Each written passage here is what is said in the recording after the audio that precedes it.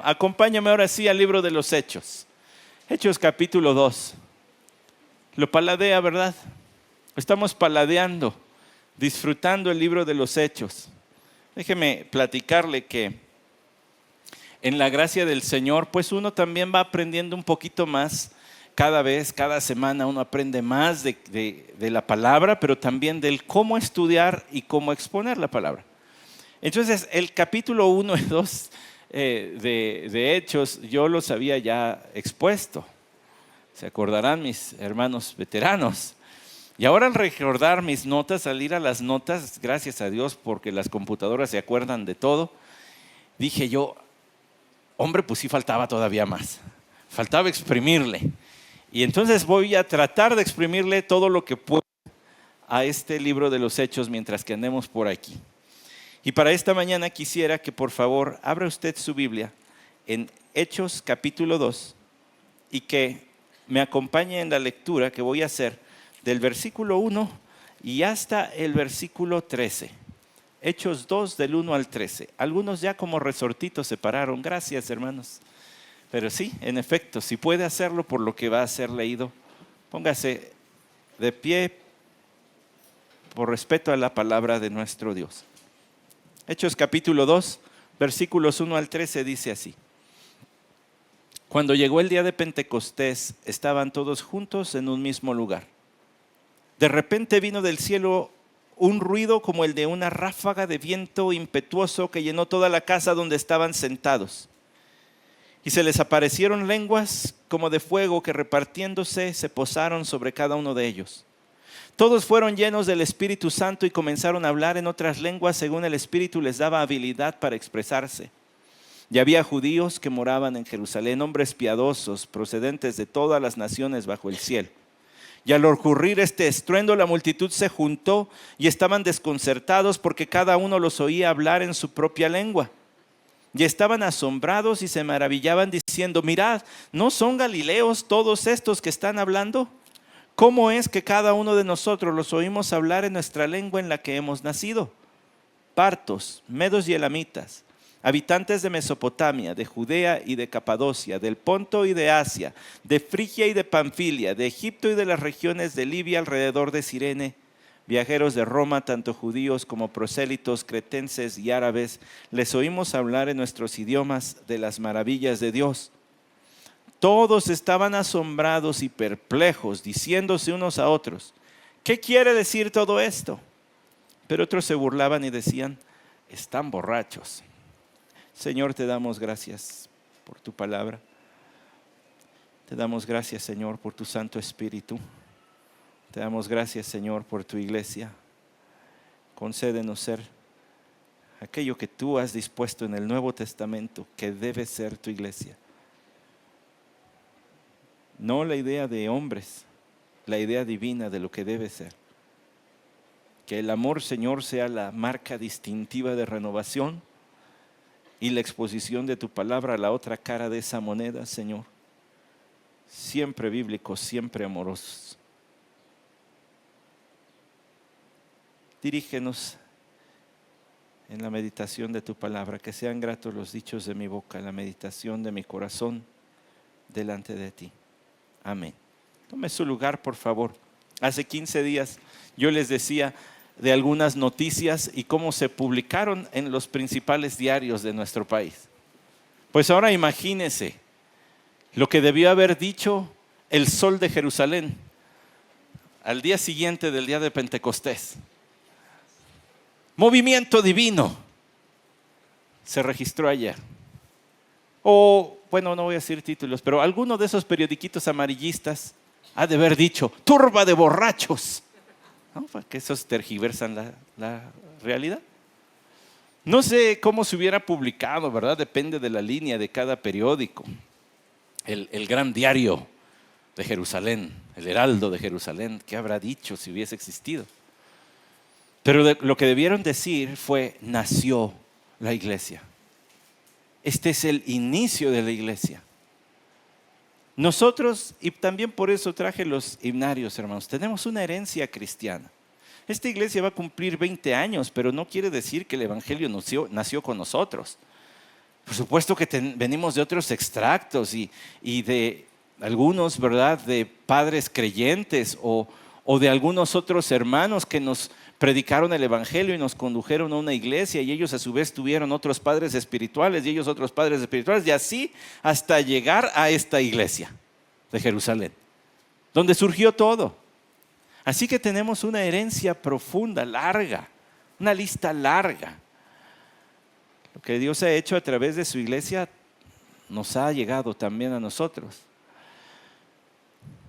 Pensando en esas cosas es que nosotros nos acercamos otra vez a Hechos capítulo 2. La profunda herencia cristiana que tenemos. ¿De dónde surgimos? ¿Cómo surgió? ¿Qué hizo Dios para asegurarse de un inicio fuerte, claro, de la iglesia? Pues está ahí en Hechos capítulo 2. Por hacerle un breve recuento, ¿verdad? Ya analizamos el tiempo, el día de Pentecostés y lo que eso significaba. ¿Por qué Dios escogió ese día? Y eso hasta nos habla de la naturaleza de la iglesia, ¿verdad? Los panes aquellos que se ofrecían, partículas ya de trigo y otros elementos que son indisolubles. Pero además que eran imperfectos, Dios permitía que esa festividad se llevara a cabo con panes con levadura, lo cual hablaba de pecaminosidad. La iglesia no va a ser perfectamente pura hasta que esté en el cielo. Aunque es el esfuerzo y el deseo de todos los que le integramos, no lo vamos a alcanzar, pero sí es el mandato divino que debemos esforzarnos en ese camino. Luego también usted vio algunos fenómenos que ocurrieron allí, lo vimos juntos, ¿verdad? Esta ráfaga de viento. Estaba acordándome, hace años visité el hogar de un médico estadounidense allá en el estado de Virginia. Y él era un alma salvaje, le gustaba andar experimentando cosas, hacía muchas cosas por llevar al límite, ¿verdad? De hacer sus propios experimentos. Y decía que en alguna ocasión, estando en Florida, vino el aviso de huracán. Y pues obviamente todo el mundo tomó sus precauciones y él también. Sin embargo, cuando se empezaron a sentir las primeras ráfagas, decía, yo quería ver qué tan fuerte es un huracán, cómo se siente. Estaba calvito, entonces decía, yo creo que de allí me tumbó el pelo. Pero decía él, estaba yo allí y me empecé a inclinar. Y el viento me sostenía y me seguía inclinando, haga de cuenta Michael Jackson, ¿no? Dice, me seguía inclinando y el viento me seguía sosteniendo. Y recuerdo también que él decía, pero eso sí, el ruido era como ensordecedor, un rugido del viento. Bueno, en el día de Pentecostés no hubo viento. No piense en Pedro y los demás apóstoles como en comercial de shampoo con el cabello volando por todos lados. No piense en eso. Dice que hubo el sonido de viento. Entonces me recuerda a este médico que decía, era un escandalazo en mis oídos el propio viento. Ese tipo de ruido es el que está descrito en nuestras Biblias como una ráfaga de viento impetuoso. Un escandalazo como de viento. Pero no había viento. Solo el ruido. Otra cosa que sucedió es que les aparecieron lenguas como de fuego. Y usted ha visto, ¿verdad? Cuando se prende una fogatita, cómo se hacen así como puntitas que se van elevando. O ha visto cualquier logotipo de compañía de gas. Todas ponen un fueguito, ¿verdad? Esas son lengüitas de fuego, ¿verdad? Ahora, agárrese de esta palabra porque vamos a un primer momento técnico de esta meditación. La palabra lengua es la palabra glosa en este versículo, cuando habla de lenguas de fuego. ¿Y qué cree? Cuando hable más adelante de se les dieron a hablar en lenguas, también utiliza la misma palabra. Es una lengua. Sin embargo, una tiene una descripción, es para describir un fenómeno químico, pero también gráfico, es decir, visual, visible, lenguas como de fuego. Más adelante se usa en otro sentido, pero siendo honestos, pues es la mismita palabra. Ahora dice que todos escucharon el ruido y estas lenguas se posaron sobre cada uno de ellos. Y en el recuento que estamos haciendo de lo que ya hemos visto hasta aquí, ya dijimos el fenómeno del escándalo fue sobre todos, fue generalizado, pero las lenguas fueron individuales. Y además, un escándalo de ese tamaño debió haber sido percibido por los que no estaban reunidos allí, sino que estaban fuera. Ahora, era tiempo de fiesta. Por lo tanto, los historiadores como Flavio Josefo calculan más de 1 millón de personas presentes en Jerusalén. Lo cual para usted y para mí es, uy, pastor, esos somos los de mi cuadra, ¿no? Somos un chorro en esta ciudad. Yo lo sé. Pero para tiempos en que esto sucedió, o sea, en la antigüedad, hablar de 1 millón de personas congregadas en una ciudad representaba además problemas logísticos importantes. ¿Dónde duermen todos? ¿De dónde sale la comida, el agua? ¿Dónde se llevan los desperdicios de todos? Es una fiesta importante y hay muchísima gente, y eso explicaría el por qué Pedro sale y predica y hay 3,000 convertidos. Pues porque se congregaron ante algo está pasando allí. El ruido se manifestó allí, no en otro sitio. Bueno, ese fue el fenómeno general, pero el fenómeno particular fue las lenguas. El versículo 4 dice: todos fueron llenos del Espíritu Santo y comenzaron a hablar en otras lenguas, según el Espíritu les daba habilidad para expresarse. No sé si vamos a pasar del versículo 4, les soy sincero. Hay mucho que decir, hay mucho. Para empezar, porque dice que todos fueron llenos del Espíritu Santo. Hay 2 aspectos de la presencia del Espíritu Santo en el creyente que es pertinente aclarar aquí. El primero de ellos es el bautismo del Espíritu. Es decir, la impartición del Espíritu a cada creyente. Y se habla del bautismo del Espíritu porque ese es el término que se utiliza en la palabra del Señor.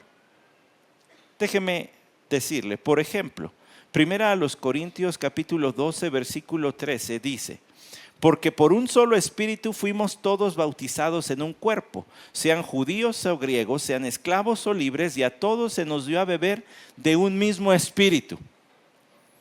Bautizados y a beber. ¿Por qué Pablo habla en esos 2 sentidos? Número 1, porque con la analogía del beber es algo que va hacia adentro.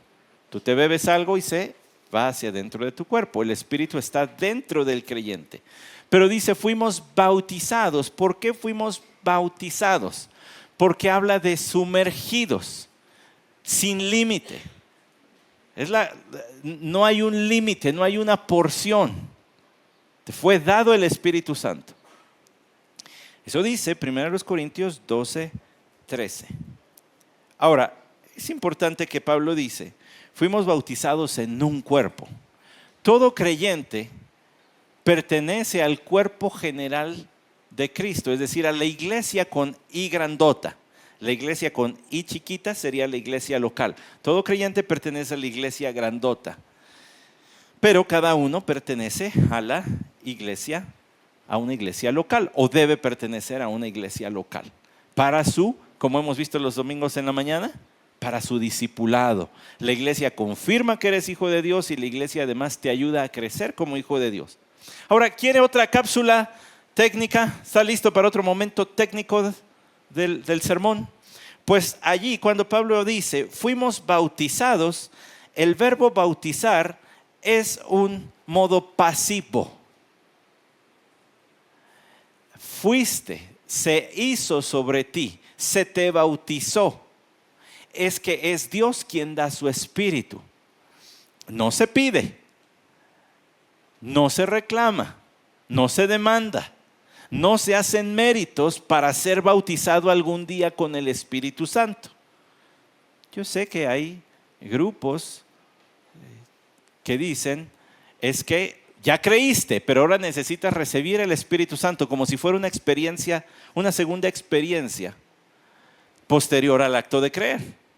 Pero de acuerdo al Nuevo Testamento, ni siquiera lo pediste, te fue dado cuando creíste. Entonces, se dice, bueno, es necesario, ¿verdad?, que ayunes, que te abstengas de ver la televisión, el radio, que leas la Biblia tantas horas al día, que ores tantas horas al día, y entonces al último día va a ir el pastor y te va a poner las manos y ahí te va a dar el Espíritu Santo. O cosas así. Que quede bien claro que la Biblia dice En el idioma que Dios escogió escribir el Nuevo Testamento, que es el idioma griego, hace énfasis. Fuiste bautizado. Tú no te bautizaste, tú no lo pediste, te fue dado al momento de creer. Entonces, por un lado, es el bautismo del Espíritu. Cuando Dios da su Espíritu a un creyente, en ese momento ese creyente pasa a ser parte del cuerpo de Cristo. Es decir, del colectivo de personas que expresan y obedecen la voluntad de la cabeza de la iglesia, que es Cristo Jesús. ¿Quedó claro así? La iglesia es eso, obedece las órdenes de la cabeza. Y la cabeza no son los pastores, no son los líderes, no son los de la alabanza. La cabeza es Cristo, no hay otro. Y la iglesia está para obedecer a Cristo. Bueno, eso es lo primero que ocurre. Pero otra cosa que ocurre, otra distinción del Espíritu de Dios en el creyente, no es solamente el ser bautizado en el Espíritu. No es solamente eso. También es ser lleno del Espíritu. Es ser lleno del Espíritu. Ahora, el bautismo del Espíritu ocurre una vez. No se te da y se te quita y se te vuelve a dar y se te vuelve a quitar y se te vuelve a dar y se te... No. Ya se te dio, ya está allí. Hay quienes se confunden porque dicen, bueno, pero es que allá David dice en el Salmo 51, y no quites de mí tu Santo Espíritu. Sí, nomás que David estaba en el antiguo pacto y nosotros estamos en el nuevo pacto. El nuevo pacto que Dios hizo con Israel y con Judá, les dijo, voy a darles mi espíritu, voy a escribir mi ley sobre sus corazones. Ya no va a ser la capacitación temporal para hacer mi voluntad como era en el Antiguo Testamento. Ahora va a ser una residencia permanente. Eso es ser bautizado en el Espíritu. Pero ese es uno de los dos temas que necesitamos recordar. La otra es ser lleno del Espíritu.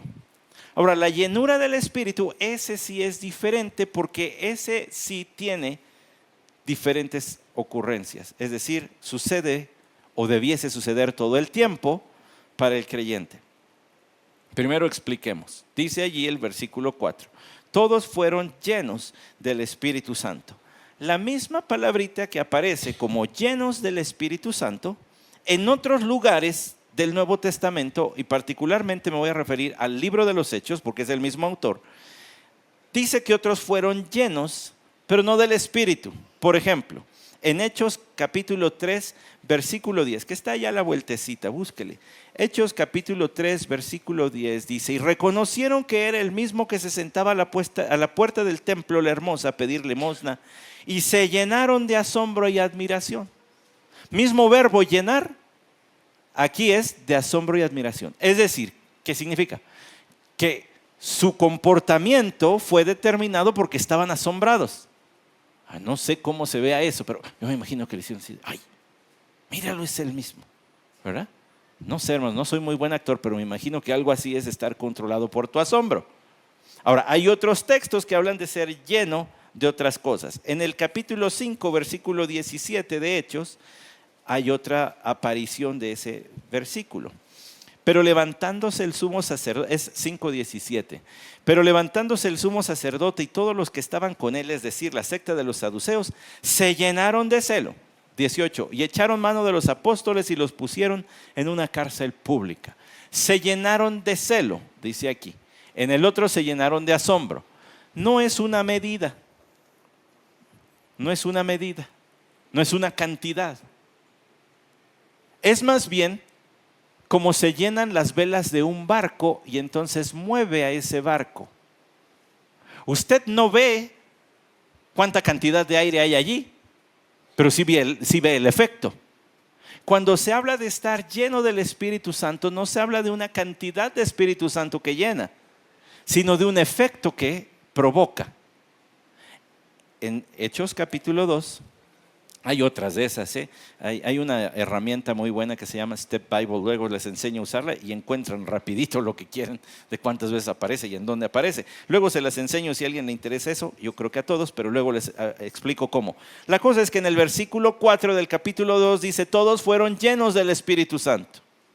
Eso nos recuerda lo que dice el apóstol Pablo en Efesios 5:18. No os embriaguéis con vino en lo cual hay disolución, sino sed llenos del Espíritu. Ser lleno del Espíritu es ser controlado, ser movido por el Espíritu Santo. Como un barco, sus velas están llenas de el viento que sopla y lo mueven y lo desplazan. Así es la llenura del Espíritu Santo. ¿Vamos claros hasta aquí? Qué bueno, porque se pone todavía más denso. ¿Qué quiere decir ser lleno del Espíritu Santo en términos prácticos? En términos prácticos. Pues el apóstol Pablo continúa diciendo en el versículo 19 de Efesios 5, hablando entre vosotros con salmos, himnos y cantos espirituales. Siempre la palabra de Dios va a abundar en tu corazón, de modo que en tus pláticas y en tus conversaciones, desde las más insulsas hasta las más trascendentales para tu vida o la de alguien más, siempre va a haber palabra de Dios. Está en tu mente y está saliendo por tu boca. Siempre, siempre va a haber palabra de Dios.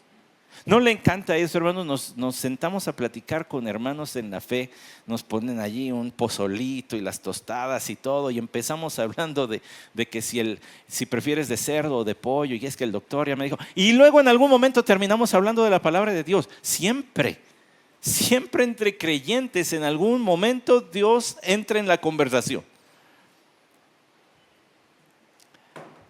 ¿No disfrutan, esposos, llegar a su casa y encontrar así, bueno, primero huele, ahora, ay, aquí hay sopa, ay, ya puso la carne a asar. Y entonces abre usted la puerta y encuentra a su esposa tarareando un himno. O por ahí tiene una predicacioncita, ¿verdad? Está lleno del Espíritu Santo. Porque no se contiene. No podemos dejar de decir lo que hemos visto y oído, nosotros tampoco. Entonces uno dice, hay llenura del Espíritu, si abunda de la boca la palabra de Dios. También si hay una actitud de gratitud, dice el capítulo 5, versículo 20 de Efesios, dando siempre gracias a Dios por todo en el nombre de nuestro Señor Jesucristo, a Dios el Padre. Aquí es donde se pone denso, les digo, porque una actitud ante la vida quejumbrosa, amargada, de por qué yo, por qué a mí, y es que no está lleno del Espíritu Santo. No digo que no sea creyente, pero se está dejando llevar por el pecado. Tiene que haber gratitud. Las veces que dice el libro de Deuteronomio, pueblo de dura cerviz, de cuello duro, que el jinete quiere jalar y el caballo dice que no. Eso quiere decir dura cerviz, cuello duro. Y el creyente debe tener un cuello suavecito para lo que Dios disponga en su vida. Esas sorpresas y esos aparentes obstáculos a nuestros planes, pues, también debemos entenderlos en la providencia de Dios. Y decir, bueno, Señor, esta es la nueva situación, está bien. Yo estaba orando por otra cosa, pero esto es lo que tú dispusiste, adelante, Señor. Te doy gracias por esta nueva situación. Mi esposa lo cuenta mejor que yo, pero hace 2 años, en el 2023, ella tenía algunos deseos que quería cristalizar. Y ella lo dice, el Señor me humilló. Porque para el segundo mes del año ya estaba postrada en cama y 6 meses después ni siquiera podía caminar bien ni hablar bien. ¿Se acuerdan? ¿Y qué vamos a hacer cuando el Señor vuelva a, entre comillas, interrumpir nuestros planes? ¿Vamos a tener el cuellito blandito? ¿Vamos a dar gracias a Dios en todo para donde Él jale? ¿O vamos a tener el cuello duro y pues no? Y nos vamos a amargar porque de todas maneras se va a hacer lo que Él quiere, ¿verdad? Pero nosotros nos vamos a amargar. El creyente lleno del Espíritu Santo va a tener que abrazar cada situación con gratitud. Es parte de la llenura del Espíritu Santo y luego dice sometiéndoos unos a otros en el temor de Cristo. Si quieres saber lo que significa sujetarse, someterse como miembro de una iglesia, venga el próximo domingo a las 10.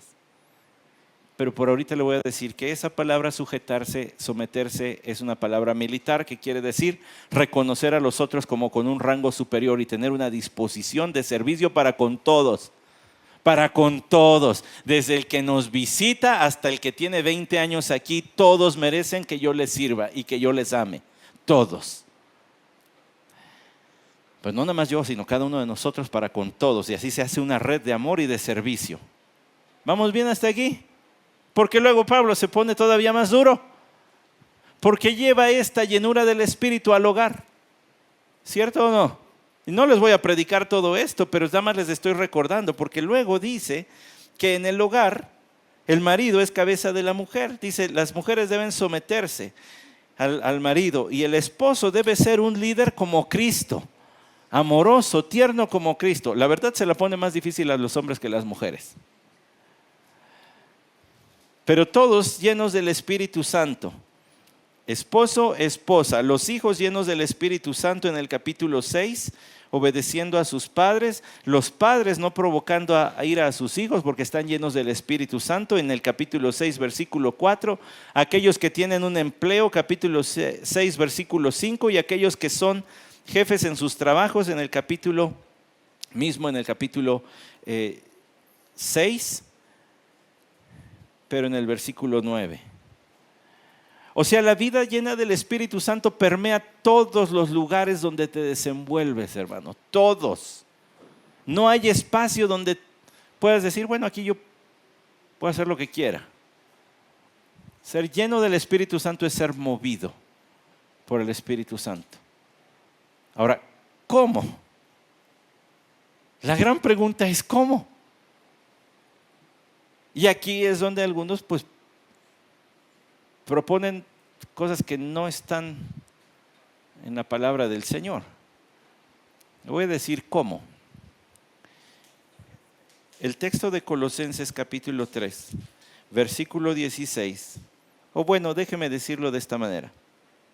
El texto de Colosenses capítulo 3, versículo 18 hasta el capítulo 4, versículo 1 es paralelo a Efesios. Allá dice, mujeres, estad sujetas a vuestros maridos. Versículo 19, maridos, amad a vuestras mujeres. Versículo 20, hijos, sed obedientes a vuestros padres. Versículo 21, padres, no exasperéis a vuestros hijos. Versículo 22, siervos, obedeced. Y todo lo que hagáis, hacedlo de corazón como para el Señor. Ya se dio cuenta los efectos, es igualita la lista a la de Efesios. En Efesios dice, sean llenos del Espíritu Santo. ¿Quiere saber qué dice en Colosenses? ¿Quiere saberlo así? Dice que la palabra de Cristo mora en abundancia en vosotros. Mujeres, sujetados a vuestros maridos. Esposos. El sinónimo de ser lleno del Espíritu Santo es tener una mente llena de la palabra de Dios. Es decir, que sepas reaccionar como hijo de Dios en cualquier momento y lugar de tu vida. Porque conoces la palabra de Dios, lo que dice para cada situación. No se puede estar lleno del Espíritu Santo lejos de este libro. No se puede. Es más, entre más cerca tengas este libro de tu mente, de tu corazón, de tus manos, más vas a estar haciendo la voluntad de Dios, lleno del Espíritu Santo. Regrésese a Hechos capítulo 2, porque dice que todos fueron llenos del Espíritu Santo y comenzaron a hablar en otras lenguas según les daba habilidad, según el Espíritu les daba habilidad para expresarse. Este hablar en lenguas, es desafortunado que hemos tergiversado el término lenguas para decir lo que no quiere decir. Tenemos idiomas y un sinónimo es lenguas. Bueno, en una variante, un término un poquito diferente ya serían los dialectos. Pero la lengua es un idioma. En ese sentido debemos leerlo aquí. Así lo entendieron los creyentes desde el primer siglo hasta el siglo pasado. Déjeme contarle una de esas peripecias que uno no piensa, pero ya dijo que sí, ¿verdad? Entré a dar clases al Seminario Bíblico Palabra de Gracia y recuerdo que era mi primer curso. Entonces yo ya tenía mi material hecho, mis estudios y todo el cuaderno de trabajo que recibían los alumnos ya lo tenía hecho, ya estaba impreso y en las manos de los alumnos. Y Era muy lejos, ahí donde me mandaron la primera vez era muy lejos, ¿verdad? Hasta en sentido de broma el pastor Luis Contreras, cuando anunciaron dónde me tocaba, qué campus me tocaba a mí, estaba a mi lado y me dijo, lo sentimos mucho. Estaba bien lejos. Entonces no tenía caso ir y regresar, yo me quedaba a dormir allá. Cuando me puse a estudiar antes de dormir, la lección del día siguiente, dije yo, ay Señor, en la que me metí. Ahora voy a tener que explicar esto. Entonces me puse a buscar algunos libros y tuve que comprar en línea, no le digan a mi esposa, aunque ya llegó, tuve que comprar en línea libros para, no es cierto, ya sabe, para fortalecer mi exposición del día siguiente. El pastor MacArthur tiene un libro muy útil al respecto, que habla de las diferencias entre los carismáticos y los no carismáticos, y habla de esto. Y habla de cómo no fue sino hasta el siglo pasado que algunos grupos cristianos adoptaron el significado de lenguas como no idiomas, sino como sonidos ininteligibles. Pero antes de eso, jamás en la historia del cristianismo nadie había entendido Hechos 2 de esta forma. Ahora, ¿será eso lo que dice Hechos 2? Bueno, en la superficie, nada más una lectura superficial nos arroja que efectivamente se debe entender como idiomas. Le voy a aportar pruebas. Nada más están en el texto inicialmente de Hechos 2. Le voy a decir por qué. Porque si usted sigue leyendo el texto, dice en el versículo 8, ¿cómo es que cada uno de nosotros los oímos hablar en nuestra lengua en la que hemos nacido? O sea, estaban hablando las cosas de Dios en idiomas ¿de dónde? De partos, medos, elamitas, habitantes de Mesopotamia, Judea, Capadocio, del Ponto y de Asia, de Frigia y de Panfilia, de Egipto y de las regiones de Libia alrededor de Cirene, viajeros de Roma, tanto judíos como prosélitos, cretenses y árabes. Un montón de idiomas, pero idiomas que tienen hasta una localización, bueno, tenían una localización geográfica. No era nada más así. Mire, interesante que en esta iglesia tenemos una persona aquí que habla inglés y es estadounidense, ¿no? Es americano. Pero tenemos dos señoritas que, bueno, ahí sí me salieron políglotas, que hablan español por necesidad de estudios, pero que tuvieron que aprender francés. Ya les pregunté si mi pobre francés suena bien y me dijeron que sí, entonces ahí la llevo, ¿verdad? Pero además hablan criollo. Y así nos podemos seguir. Interesante porque son idiomas. Si ellas se pusieran a hablar en su idioma, o si nuestro hermano se pusiera a hablar en su idioma y nadie aquí entendiéramos de inglés, de francés o de criollo, pues no tendría mucho caso. Pero ya que era una fiesta que convocaba gente de muchos lugares, Dios dio el hablar las cosas de Dios en idiomas, en muchos idiomas, en las lenguas con las que habían nacido estas personas. Ahora, vean lo que sigue diciendo. La multitud que estaba allí también se sorprendió porque en el versículo 7 dice, ¿no son galileos? Galileo allí es un término despectivo. ¿Qué van a saber? Estos no son lingüistas, estos no son traductores expertos, son galileos. De todos los que menos esperaríamos que sepan hablar otros idiomas son los de allá.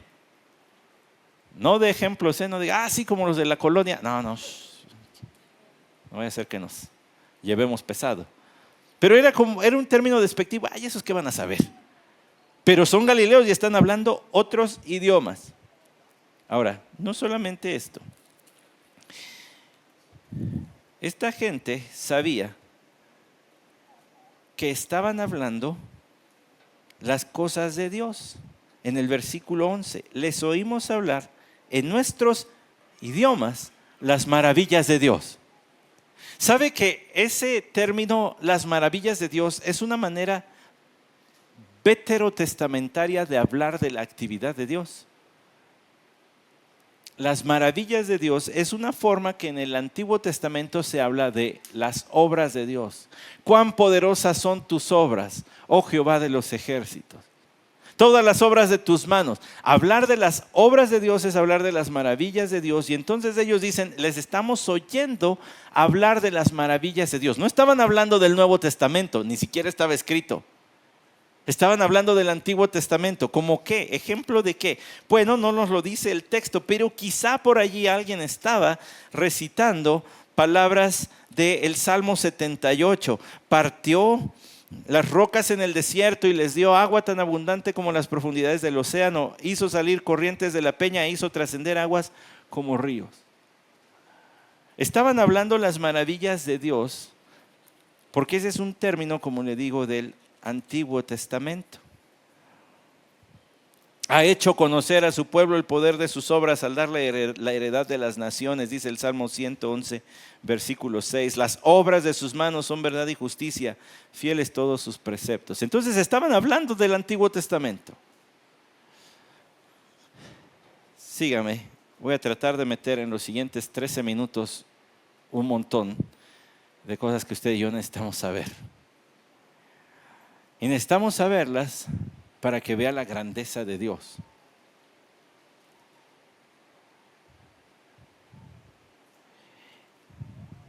Estaba dando yo clase también en el seminario Palabra de Gracia y hablé apenas un pellizquito de dones espirituales y de cesacionismo cuando alguien se me acercó y me dijo, deme un versículo para callarle la boca a varios amigos cristianos que siguen creyendo que esto sigue sucediendo.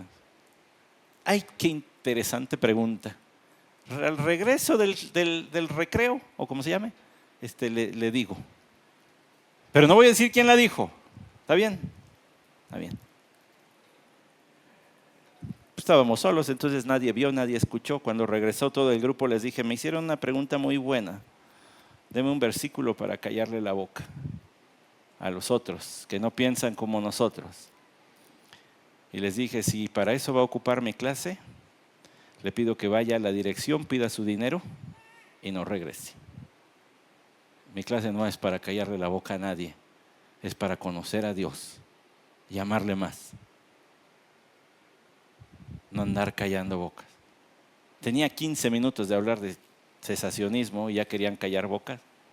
Cuando hay gente que ha invertido toda la vida estudiando esto. Con amor, hermanos, con amor. Si no, de nada sirve. Hablando la verdad en amor. Y entonces déjeme decirle que aquí, para ver la gloria de Dios, usted tiene que ver lo que Dios estaba haciendo. Primero, estaba haciendo un acto de juicio sobre la nación de Israel. Acompáñeme rápidamente a 1 Corintios capítulo 14. Pablo está tratando de regular el don de lenguas en Corinto porque en Corinto se estaban excediendo. Ahora piensa en esto, han pasado más o menos 25 años del día de Pentecostés, todavía el don de lenguas estaba en uso, Dios concedía a algunos hablar de pronto en otra lengua, sí, y ahorita vamos a ver algunos ejemplos, pero en Corinto ya estaban excediéndose, de modo que empezaban a tener una mezcla entre idiomas que a veces terminaba con un efecto nefasto.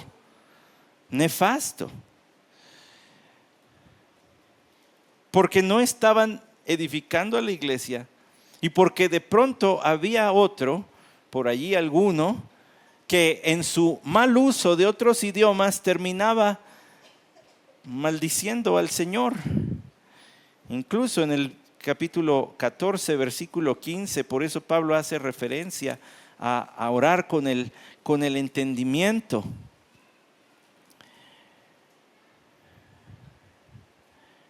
Interesante que el apóstol Pablo dice, tienen que hacerlo con el entendimiento. Había quienes estaban ya mezclando cosas. Hace años íbamos en un paseo de la iglesia donde crecí y cuando todavía las iglesias echaban la responsabilidad de llevar niños desconocidos de paseo, entonces íbamos en un camioncito, ¿verdad? Llevábamos el montón de niños a dar un paseo. y las niñas se pusieron a cantar una canción en pseudo inglés. Y habían venido visitantes de Estados Unidos que iban con nosotros. Y horrorizada una de las señoritas me volteó a ver y me dijo: Santi, ¿entienden lo que están diciendo? Y le dije: no tienen ni idea de lo que están diciendo. Ay, bueno. ¿Y sabe por qué? Porque estaban balbuceando, medio inglés, medio lo que haya sido, una de las primeras canciones pornográficas que se escucharon en los años 90. Y ni me pida referencia de cuál es, ni lo ande buscando. Pero le estaban balbuceando. ¿Qué estaba pasando en Corinto? Que algunos, entre medio que hablaban otro idioma y medio no, decían incoherencias de Dios. Y entonces Pablo dice: tiene que haber entendimiento, hermanos. Ahora, escuche esto. Versículo 20: hermanos, no seáis niños en la manera de pensar, más bien sed niños en la malicia, pero en la manera de pensar sed maduros. En la ley está escrito: por hombres de lenguas extrañas y por boca de extraños hablaré a este pueblo, y ni aún así me escucharán, dice el Señor. La nota de la Biblia MacArthur es muy ilustrativa, y yo sé que muchos de ustedes la tienen, luego la pueden checar. Es muy ilustrativa en este versículo, porque nos refiere al Evangelio, al libro de Isaías, al capítulo 28, donde, para que usted sepa, ¿verdad?, habían pasado más o menos 17 años de la invasión de los asirios al reino del norte. Y ahora Isaías, hablando a Judá, le dice: y van a hacernos lo mismo. Nos van a hacer lo mismo a nosotros, otro pueblo. Van a venir sobre nosotros. ¿Por qué? Por la maldad del pueblo, particularmente de sus líderes. Vea lo que dice Isaías 28:7. También estos se tambalean por el vino y dan traspiés por el licor. El sacerdote y el profeta por el licor se tambalean. Están ofuscados por el vino, por el licor dan traspiés, vacilan en sus visiones, titubean al pronunciar juicio. Porque todas las mesas, guácala, escuche, todas las mesas están llenas de vómito asqueroso, sin un solo lugar limpio. Todos están corruptos, y no está hablando necesariamente de borrachera. Lo que está diciendo es: su juicio está entenebrecido, no tienen idea ya de cómo guiar al pueblo a Dios. Además, versículo 9: ¿a quién enseñará conocimiento o a quién interpretará el mensaje? ¿A los recién destetados o a los recién quitados de los pechos? Porque dice: mandato sobre mandato, mandato sobre mandato, línea sobre línea, línea sobre línea, un poco aquí, un poco allá. Esta es la burla de los líderes del pueblo judío. ¿A quién cree Dios que enseña? ¿A niños? ¿Es necesario que nos repita su ley una y otra vez, mandato tras mandato, línea sobre línea? No somos niños. Wow. Qué falta de vergüenza para con Dios, ¿no cree? Y entonces viene la pronunciación de juicio. Versículo 11. En verdad, con tartamudez de labios y en lengua extranjera, Él hablará a este pueblo. Es decir, el hecho de que Dios permitiera que se hablara en otros idiomas las maravillas de Dios es un acto de juicio que a los judíos que estaban allí debió haberles prendido las alarmas. Y debió recordarles Isaías 28:11. Está sucediendo lo que Dios dijo. Nos quitó el privilegio de hablar las maravillas de Dios y se lo dio a otros para que lo hablen en otras lenguas. ¿Se acuerda que hasta hace unas décadas la Iglesia Católica solamente daba la misa en latín? Y luego ya hablaron al español. Pues el pueblo judío solamente hablaba de las cosas de Dios en hebreo. No lo hablaban en otros idiomas, solo en hebreo. Había que hacerse prosélito, había que hacerse judaizante para entonces entrarle y aprender el idioma y aprender de Dios. No había exposición de Dios en otros idiomas, no la había. ¿Quiere otro versículo, otro texto? Jeremías habló de manera similar en Jeremías capítulo 5. Versículos Empiezo en el versículo 17. Aquí voy a traer de lejos una nación contra vosotros, oh casa de Israel, declara el Señor, una nación fuerte, una nación antigua, una nación cuya lengua no conoces y no podrás entender lo que hable. Su aljaba es como sepulcro abierto, todos ellos son valientes. Devorará tu mies y tu pan, devorará a tus hijos y a tus hijas, devorará tus ovejas y tus vacas, devorará tus viñas y tus higueras. A espada destruirá tus ciudades fortificadas en que confías. El privar de entendimiento por medio del lenguaje siempre ha sido un acto de juicio de parte de Dios. ¿Se acuerda de la Torre de Babel? ¿Ha estado en un lugar donde no entiende nada? Yo varias veces. No necesita irse a otro país, váyase aquí al campo Mazagua. Trate de entablar conversación con gente mayor que solamente hablan en su lengua y uno no entiende nada. Vaya a la Huasteca y a no ser por tata, que quiere decir papá, una que otra palabrita que se parece al español ya la hicimos, pero si no, uno está perdido allí, ¿cierto o no, Elías? Así es un acto de juicio para la nación de Israel. Les voy a traer un ejército que los va a invadir y ni siquiera van a entender su idioma. Por tanto, no hay manera de prepararse. Siempre es vivir con la angustia de quién sabe qué van a hacer porque quién sabe qué están hablando. Y cuando Dios removió a Israel como el principal proclamador de sus verdades, fue un acto de juicio y por eso trajo lenguas a Pentecostés. No lo habíamos relacionado con Babel, ¿verdad? El acto de juicio en Babel, el acto de juicio en Pentecostés fue dar lenguas. Por eso es que el apóstol Pablo mismo también dijo, 1 Corintios capítulo 14, él dijo que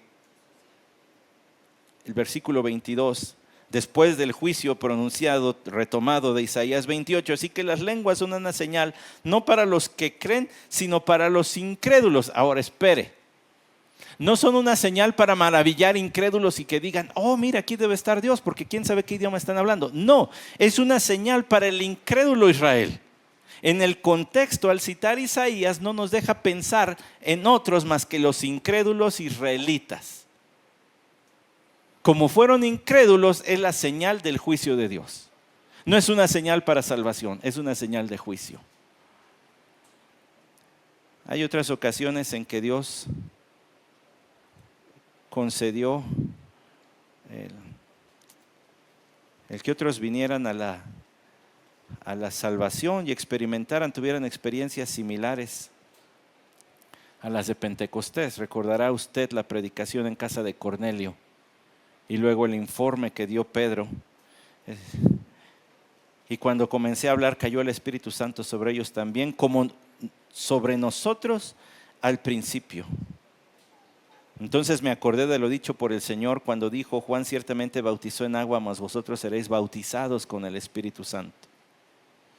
Y espero que el calor nos esté dando chance de tener la atención todavía aquí, porque lo que estamos diciendo está muy tremendo y es necesario. Usted y yo necesitamos conocer estas cosas. Cuando el Espíritu cayó sobre los samaritanos, ¿qué hubo? No de qué hubo, sino ¿qué hubo? ¿Qué sucedió? Lo mismo que con el Pentecostés. Se manifestó el Espíritu Santo. Y cuando encontraron allá, Pablo se encontró a unos discípulos de Juan el Bautista, les dijo, ¿ya recibieron por el Espíritu Santo? Ni siquiera sabíamos que hay un tal Espíritu Santo. Bueno, déjenme orar por ustedes y recibieron al Espíritu Santo. ¿Por qué Dios concedió que la predicación a los gentiles en casa de Cornelio, la predicación a los samaritanos y aquellos discípulos de Juan el Bautista tuvieran una señal como la de Pentecostés? Porque a Dios le importa la unidad de la iglesia. Porque si no hacía lo mismo en el paso, en la transición del evangelio a Samaria, los judíos, ¿qué pensaban de los samaritanos? Estos son inferiores. Y entonces entre creyentes también iban a decir, siguen siendo inferiores. ¿Qué pensaban de los gentiles? Son leña para el infierno. Si Dios no manifestaba su poder de la misma manera que lo hizo sobre los creyentes judíos en Pentecostés, iban a ver a los gentiles con menosprecio. Pues sí son creyentes, pero de segunda división. ¿Y por qué aquellos poquitos discípulos de Juan el Bautista, que todavía ni sabían del Espíritu Santo, para traer a todos a la unidad, todos iguales. ¿Es necesario que Dios haga eso otra vez hoy? No. Era una señal de juicio. Las lenguas fueron un juicio para la nación judía. Se les quitó el privilegio de ser la voz autorizada para la proclamación de las maravillas de Dios. Les debió haber prendido en el foco Isaías 28:11.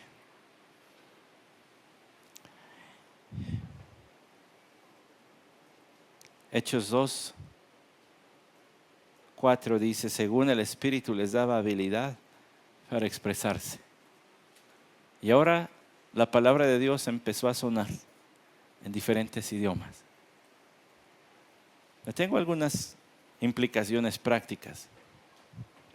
Si todavía fuese concedido el don de hablar idiomas de manera espontánea y total,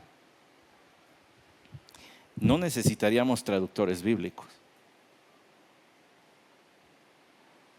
Pues en el idioma que esté en la Biblia, que Dios te dé la capacidad de entenderla y ahí está. Pero por la gracia del Señor se gastan millones de dólares al año en pagar traducciones bíblicas.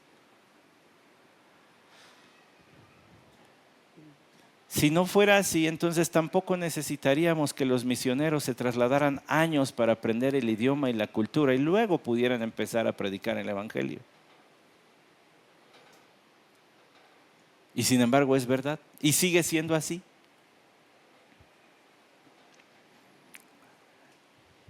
Pero lo que fue señal de juicio para Israel es señal de gracia para los creyentes de todos lados. Porque aquí estamos usted y yo hablando español, o más bien hablando en chilango, las maravillas de nuestro Dios. Siglos después, y aquí estamos. Señal de que el Evangelio se predicará a todo el mundo, a todos. Señal de juicio, señal de bendición. Tuvo uno de esos momentos cumbres cuando Pablo dijo, me voy de los judíos, me dedico a los gentiles, de ahora en adelante. Porque el Evangelio tiene que llegar a toda la tierra, toda lengua, a toda nación. Y va a ser así, va a ser así. Hace ratito empecé hablando de himnos.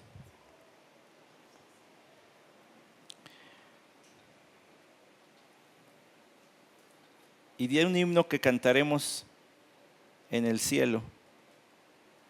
Estará dedicado al Cordero, a Cristo. Apocalipsis 5, versículo 9 dice, y cantaban un cántico nuevo diciendo, digno eres de tomar el libro y de abrir sus sellos, porque tú fuiste inmolado y con tu sangre compraste para Dios a gente de toda tribu, lengua, glosa, idioma, pueblo y nación. Sí va a llegar el Evangelio a todos lados, porque allí está profetizado que de todos lados va a haber. Y va a llegar por medio de las oraciones y por medio de las ofrendas y por medio del esfuerzo, por el poder de Dios, a todas las naciones. Así como nos ha llegado a nosotros. ¿Sabe? Me conmueve pensar que hace 3 generaciones no había evangelio en mi familia. O sea, ni siquiera sé los nombres de mi tatarabuelo. Me supongo que era algún indígena purépecha de Michoacán, porque de allá vienen los 2 lados de mi familia. Pero no conoció las maravillas de Dios. A no ser que Dios me sorprenda, pero que yo sepa, nadie antes de mis abuelos, o sea, ni mis bisabuelos, ni tatarabuelos, ni nadie antes, conocía el Evangelio.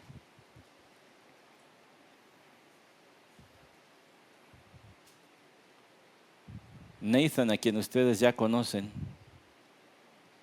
platica con mucha tristeza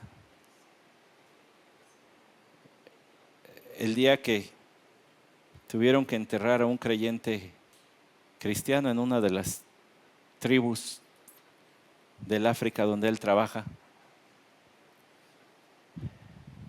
Y en medio de todo el gozo de saber que este hermano ya estaba en la presencia de Dios, uno de los hermanos empezó a llorar y dijo, ¿por qué no llegaste antes?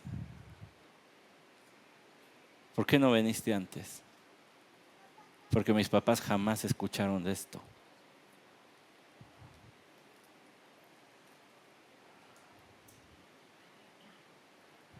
Hay mucha gente que nos podría decir, ¿por qué no habías venido?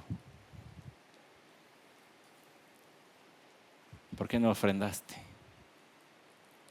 Ya se hubiera traducido. ¿Por qué no diste tu tiempo para aprender ese otro idioma? Ya lo hubiéramos avanzado. No quiero llevarle a la culpa, quiero llevarle a la decisión y a decir, pues nada más díganme dónde yo voy, o nada más díganme dónde yo ofrendo, o díganme por quién tengo que orar y oro. La profecía se va a cumplir, pero Dios obra a través de su iglesia. Y le dio a la iglesia cristiana el privilegio de ser ahora la portadora de las buenas noticias. Se la quitó Israel, se la dio a la iglesia. ¿Y qué vamos a hacer con ella? Señor, te damos muchas gracias porque nos permites comprender tu palabra. Entender, Señor, lo que está escrito nos lleva a tomar decisiones. El himno dice, yo iré de la tierra hasta el fin, llevaré tu verdad de la tierra hasta el fin.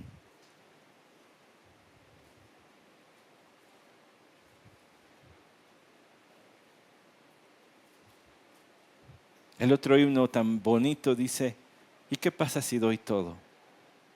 ¿Y qué pasa si no me reservo nada? Bueno, eso podría alimentar toda una multitud. Como aquel muchachito que dio lo que tenía y él y muchos otros comieron. Solamente una ofrenda de panes y de peces es suficiente. No se necesitan las grandes cantidades, sino la entrega sin reserva de tu pueblo, Señor. Permítenos entonces ceder, vivir en la llenura de tu espíritu, para que tengas así un pueblo celoso de buenas obras, que adorne la doctrina con la vida que lleva. Y que tenga, Señor, esa entrega sin reservas. Lo que sea, cuando sea, es sí. Lo que sea. Que así encuentre esa renovación en esta generación y en las que vengan, si tu Hijo Jesús no viene antes. Lo cual sería muchísimo mejor. Pero si todavía no es el tiempo, concédenos ser, Señor, solamente la punta de la lanza. Como decía Hudson Taylor, aunque sea nada más mi tumba, el escalón por donde suban otros.